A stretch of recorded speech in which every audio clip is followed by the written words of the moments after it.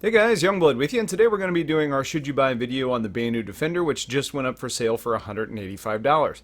Now, the information I covered in the previous What Is This Ship video actually held up pretty good, and while the release notes of this ship were interesting, they were kind of more of a history lesson or a column or an editorial on the Banu.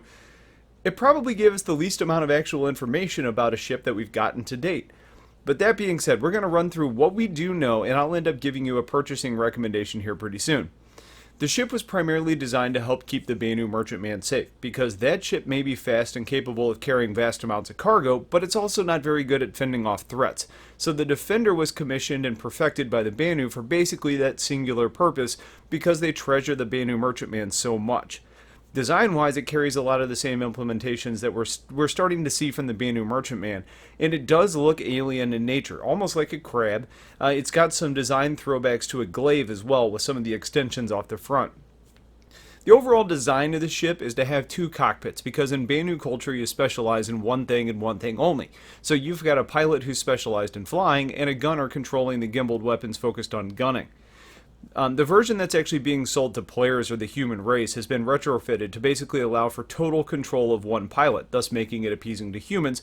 And for us, in gameplay perspective, you don't need somebody else so you can fly and gun at the same time. You can obviously run a second person and share some responsibilities, but most of us are going to want to hand off the radar or shields, not the weapons, as that's going to probably feel pretty clunky.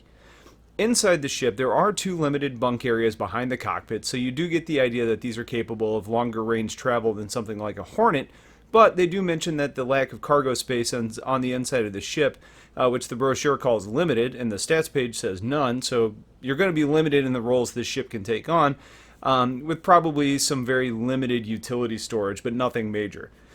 Now, as we learned before, there is easy access to the components behind like the shade-like coverings on the ship, which gives it a smooth appearance and quick access when needed.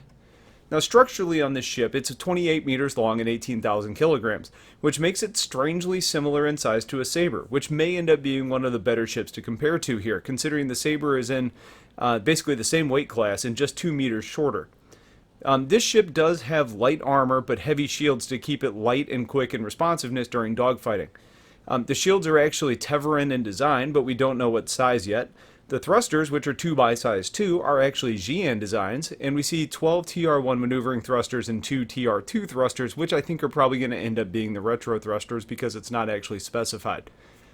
Basically, this ship is always evolving, and there isn't much loyalty among the Banu, so if they find something they like, they add it, which is why you have all these different races of technology built in. If it's better, it gets added is almost the motto.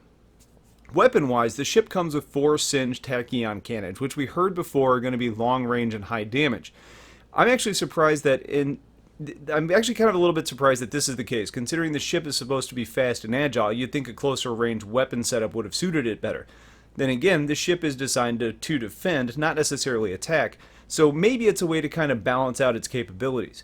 I believe there's going to be these are probably size 2 weapons on gimbals, so if you prefer, you can probably end up swapping those out for fixed size 3s.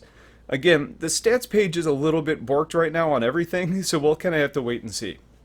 Now, on top of those cannons, you can also have 2 size 3 missile hardpoints on the underside of the ship, which appear to be carrying a total of 4 missiles by default. Ultimately, we don't know the power plant size on this ship, which could be really important to know because it already has a beefy shield, there's a lot of maneuvering thrusters, and 4 tachyons, which I assume are going to be energy weapons. It needs to have a pretty beefy power plant to handle all of that. Now, as far as the design is concerned, I love the design, though the extensions off the front of the ship are probably going to impact the visibility for the pilot and the co-pilot, and that's made even worse by the fact that you've got 2 cockpits that are kind of sitting off to the sides. Maybe you end up getting some greater visibility off to the opposite side from where you're sitting, but you're going to have even less to the same side that you're on. It's a cool and a different idea, but from a function standpoint, I think it's probably a poor design decision for humans, even if it does end up working for the Banu. Now, when it comes to the should you buy portion of all of this, I think the price is intriguing. Not necessarily because I think it's a great deal or a bad deal, but because, when we start talking about alien ships, you end up kind of paying what's become known as the alien tax. They're just inherently more expensive. There's also what appears to almost be like a combat tax, to where combat ships just cost more, not only because of the components they have on board, but because CIG knows that people are going to pay for it. A decent-sized alien combat ship going for $185 feels like a bargain when you talk about something comparatively like the smaller and less armed Blade going for $250. At the end of the day, it sounds like this ship is going to be a ship that is incapable of carrying cargo, can max out 4 size 3 weapons, is fairly fast and agile, lacks durability once the shields drop, and has a questionable cockpit design until we get to test it out. For me, I think this ship is a pass, because the Sabre matches in almost all of that, including a slightly smaller frame, plus stealth, and a cockpit location that's familiar and intuitive, not to mention having a size larger engines and bigger maneuvering thrusters even if it has fewer, all at a lower price. Now, it is worth noting that it's likely going to end up having weaker shields on the Sabre, and it's probably more reliant on closing the distance to the target than something like the Defender is. I'd say the only people who really want to bite on this ship are those who want to be unique, or you kind of value the alien things because you want that sort of type of ship in your fleet.